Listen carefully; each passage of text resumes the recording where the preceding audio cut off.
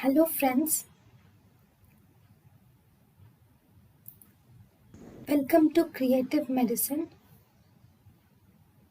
In this lecture, we will learn about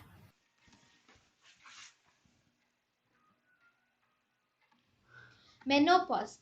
Menopause. Absence of menstruation for 12 months, which is permanent, is menopause.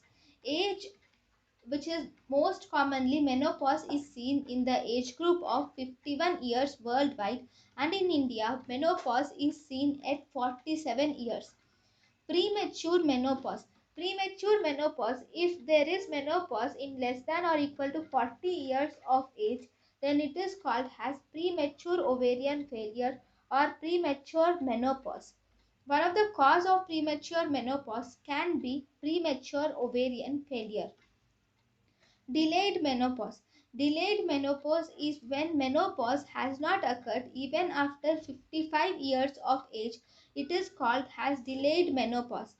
Menopause occurs mainly due to programmed cell death or apoptosis of the follicles.